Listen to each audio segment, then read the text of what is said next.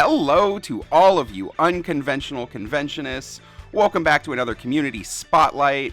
This week on Rocky Talkie, we are thrilled to announce our next guest host. That's right. This week, we're going to be joined on air by the super ultra talented member of RKO, Full Body Cast, and the Teseracte Players of Boston, Harley Bean. Hey, Harley. Good morning. Hi.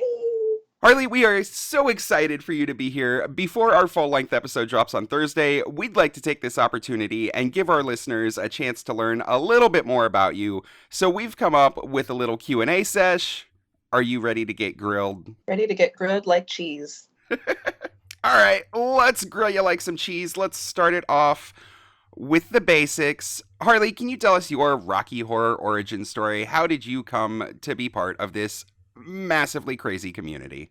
I would love to talk about that. I started to go to the Full Body Cast in Harvard Square in Boston in the late 2009 era, and I was a consistent audience member for roughly a year. I went almost every single week to see the same cast over and over because I thought they were the only cast that existed, which is funny. And they were always known for doing really exciting pre-shows that changed every month. So the group of people that I went with, we wanted to see every time it changed. So we went consistently. And around July of 2010, the head of props at the time spotted me in line and he shouted, "You're here every week." And I was like, "Yes, I am." And he asked me if I bought a ticket, and I did. And he said, "Go give it to someone else. I need a techie tonight." And I said, "Okay." So that was the beginning of my now 12-ish years being part of Full Body Casts, and then later RKO, and then the Teseracte Players. I commuted from Beverly, Massachusetts, like via train every single weekend to Boston or Rhode Island or wherever the show was for a number of years until I moved into Boston, and now I'm in Rhode Island, and I don't plan on stopping. Oh, I love it. That is the perfect Rocky origin. You, right there. Come here. You're working now. Yep. So in that same vein, we would love to hear about your progression from being a cast member to becoming a part of leadership. Yeah, I always liked to involve myself in the goings-on of Rocky and how it functions. And I'm not sure if it's because I'm just really nosy or if because I see something that I think could be improved and I'm just going to go do it. I started involving myself more in how pre-shows happened and then tech happened of FBC. And then I, worked my way up the ladder there. In RKO and Tesseract, there was always just different ways of doing things, and I loved that, so I tried to apply what I learned there to wherever I went. There's always room for improvement in Rocky Horror, so I couldn't just stick to one way of doing it on one cast. I needed to know. Speak for yourself. I'm perfect. So the longer I spent on everywhere, the more shows I did, the more I learned, and then I was an assistant director of casting on Tesseract for like a super short moment, and when the casting director of FBC came open, I was like, oh, I know I can do this. So I've been doing that for like 2 or 3 years now. I don't know, since the Panini. I'm also part of the Full Body Cast board, which is kind of like the higher up team that oversees everything legal, big events, cast outings, big money purchases, and any intercast drama that we can get in front of. And I like helping, so I just like to be a part of things. I love it. I love it. I love it. I love it. Being a little humble there, Harley is also one of the most amazing artists out there in the community. And now that you've flopped your massive, erect, throbbing schlong all over the table, let's keep it out. Let's rub it all over some people's faces, so to speak. We want to hear about your, proudest Rocky-related accomplishment during your time on all these great casts. What's, the coolest thing that you've done? Okay, so get ready for this erection. So I've actually told John about this a little while ago, so he'll have a little background on this. But my proudest accomplishment was around maybe 7 or 8 years ago, the Full Body Cast did the Rocky Horror Chiptune show, which was a video game 8-bit themed night that involved local artists and musicians to completely redo the movie, all in a video game aspect. Oh my God, I want. So at the time I was in art college, so I reached out to some of my animation friends to recreate some of the scenes, like Sweet Tea, Planet Schmanet, all in different video game styles. Other artists, including myself, recreated other scenes with whatever we could find. So paper drawings, digital drawings, cut paper, MS Paint, everything. There's some of my very early Rocky Horror fan art in there. And we even recorded skits in between scenes to create a story outside of just watching Rocky Horror. It was very meta and big. So when we performed it, we invited all of the artists to come and see it. We ended up re-recording all of the music as well from local chiptune artists. So think of Rocky Horror music made on Game Boys and computers. And there was new singing, instrumental, even a rap. And we had themed pre-shows for it. I think one of them was like a Pokemon pre-show. It was huge. And then the theme show went on with such characters as Mega Man Frank, who I played, Pikachu Rocky, Mario and Peach, Brad and Janet, Zelda and Link, Mags and Riff, etc., etc.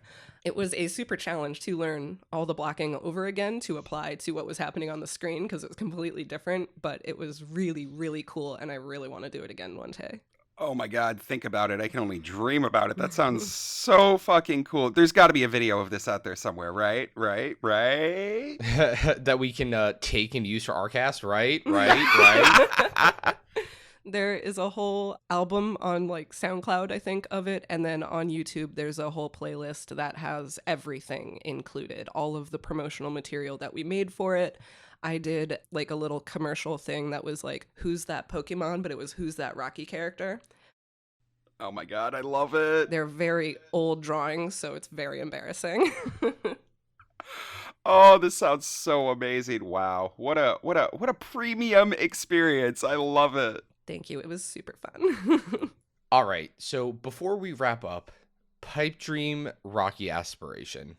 What is something that you think would be really cool to do, but would be like really difficult to actually put into action? I would say that my pipe dream, something I've always wanted to do, would be a Rocky Horror fantasy medieval knight, just like what I drew in the fan art that I did a few weeks ago that you guys looked at. I would love to do that, but with an all-inclusive show, kind of like the Caveat show that you guys reference a lot, where it's interactive. And I want to do it in a medieval dining hall. Yes. Oh, that sounds fun. Yeah. Why are you so cool? I was born that way. Oh my God. That's got to be so much fun to just like think up these ideas and put your pen to paper and suddenly you can be like, this is what I want. I want to do this. I love it. Exactly. In early days of my Rocky career, when we used to plan a lot of big theme nights, I would actually draw out exactly what I wanted everybody to wear, and they would just do that.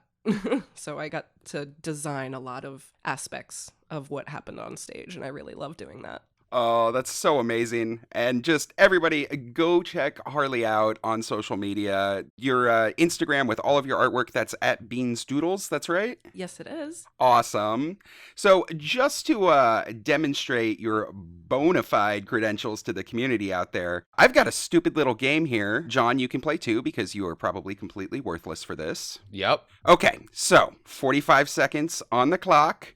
Harley and John, can you name all the pieces of art featured in the Rocky Horror Picture Show? Not all of them. Go. Oh, God. Okay, so I know there's obviously the Mona Lisa, the creation of Adam, the statue of David's, American Gothic. I know there's a Venus de Milo statue, actually a couple of them. Krim's book is Whistler's mother, as well as The Last Supper. Obviously the lips, Man Ray's, I mean, it's not directly that, but it's there. And then there's I think the disc thrower, Myron, in the lab. Atlas in the bedroom. Ooh. Those are all the ones that I could think of. Well, you definitely got some that I didn't put on this list, so that's impressive. I think that means. Does that mean Harley wins? That means well, I win. there's a couple you missed here because I gotta mention Weird Fantasy issue 13B cover. I mean, comic art is art. Let's not forget that. Oh. There's the Cleveland Plains dealer that Janet carries because typography is art. Can't forget that. How dare you? Mhm. Also, there's the leopard and the snake that are in the Oakley Court entrance. Taxidermy is art. And Questionable also, there's a vintage Virginia beach towel featuring a pinup girl that's set in a frame of blue sky with clouds. It's the one in Columbia's room. Seriously, I'm just putting the call out there. If anybody has this thing, I will suck whatever you want to find it. Oh my God. I want it. Mhm. You know what else is art, Aaron? Yeah. You sucking my dick. A different kind of art, only publishable on certain networks. Correct. So would the egg underneath the throne count? Okay, you lose all points. You lose. Game over. I don't care that you got a bunch of ones I didn't even list. You lose. And John, you lose too. Is it even a game if I didn't play at all? Yes. It's still a game. You were on a team, and your team lost. Bless you. Thanks. Little sneezy. But Harley, thank you so much for letting us grill you on air. We've really loved getting to know you, and we can't wait to have you on this Thursday's episode. Yee, I can't wait. So before we go, are you or your cast doing anything really cool that you would like to tell our listeners about? I would love to. I know that the Full Body Cast of Boston next week, which would be March 19th, is having their St. Patty's Day theme show. That is a big show for us. We love doing it. So bring your green, if you're in the area, and, come hang out with us there. Yeah, I will smoke all my green. Is that not? That's not what we meant. I mean, It's legal, right? Boston Commons right there. Just walk through. I know RKO has some shows coming up all over the place, but right now we are busy planning for our upcoming convention. And then the Teseracte players don't have anything scheduled right this moment. However, we did just finally get some shows back on the schedule coming up this summer. We will be returning to Salem, which is really exciting. Ooh, very cool. Sexy.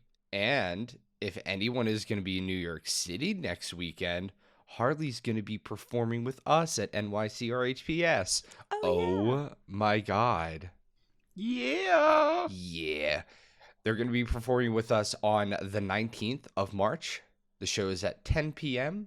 So come hang out with us. I'm going to be Riff, and Harley's going to be Magenta, and it's going to be hot as fuck, boy. I cannot wait, and I am also dragging along from Boston the Arthur Laurie. Quality. To be your Brad. Arthur's gonna be there. Bring extra panties. Did you not know that, Aaron? I gotta go get a suit pressed, guys. I'll be back. Are you going to be married? Well, he has to say yes. Harley, thank you so much for joining us. If you want to hear more from them and us, be sure to tune into this week's episode of Rocky Talkie Podcast, where you'll hear all the latest news and updates from the Rocky horror community. We'll talk to you all on Thursday. Bye.